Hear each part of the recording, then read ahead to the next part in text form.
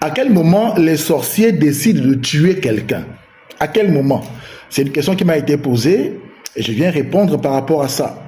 Il faut comprendre que le sorcier, en fait, ce n'est pas tant votre mort qui l'intéresse. Le sorcier n'est pas trop intéressé à tuer quelqu'un. Par contre, le sorcier aime voir une personne souffrir.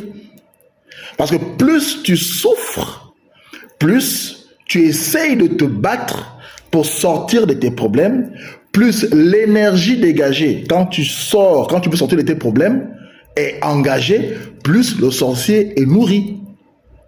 Parce que quand un homme a constaté que dans sa vie, rien ne va et qu'il se bat dans tout ce qu'il peut trouver pour sortir de son problème, il dégage une énergie.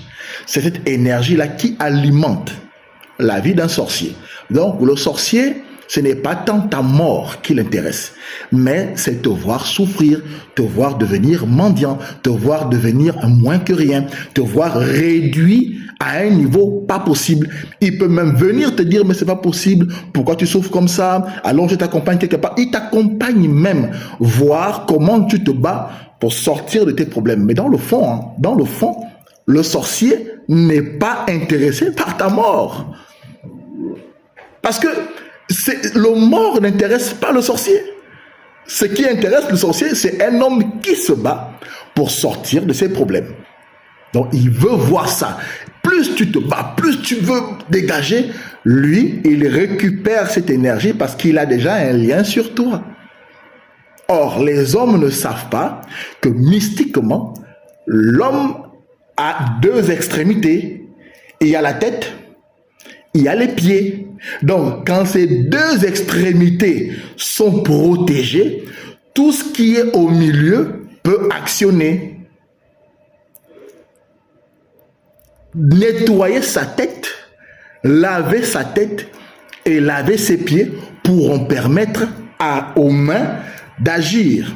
Pourquoi? Parce que la tête décide.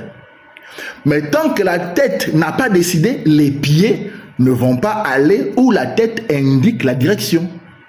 Donc, quand la tête décide, les pieds se déplacent. Et une fois les pieds sont arrivés à l'endroit où il faut arriver, c'est à partir de cet instant que les mains vont actionner. Mais si les pieds n'ont pas été actionnés par la tête, les mains ne peuvent pas travailler. Donc, pour diminuer ou contrecarrer, ou contrer si vous voulez, l'action du sorcier dans ta vie, il faut souvent laver ta tête avec du sel, les matins et les soirs. Les pieds, même chose, matin et soir. Laver les pieds jusqu'au niveau du mollet avec l'eau salée, dormir. Avant ça, laver la tête avec de l'eau salée et dormir. Vous allez constater petit à petit que vos extrémités se sont détachées. Et à partir de l'instant où vos extrémités se détachent, vos extrémités pourront maintenant partir dans les endroits où votre tête a décidé. Une fois les pieds t'amènent dans l'endroit où tu veux actionner, tes mains vont maintenant commencer à travailler. Mais les mains ne peuvent pas travailler si les pieds ne se sont pas déplacés et si la tête n'a pas actionné. Donc, pour diminuer la fréquence sorcière dans vos vies, lavez vos têtes tous les matins ou tous les soirs avec de l'eau salée. En plus, lavez les pieds tous les matins et tous les soirs avec de l'eau salée. Ça va diminuer petit à petit l'action des sorciers dans vos vies. Parce que ce que le sorcier veut, ce n'est pas que vous soyez mort, mais que vous soyez bloqué avec l'envie de vouloir vous dégager.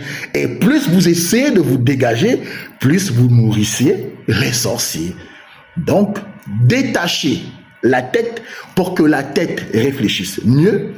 Détachez les pieds pour que les pieds soient actionnés par la tête qui a dégagé. Ensuite, les mains pourront maintenant travailler.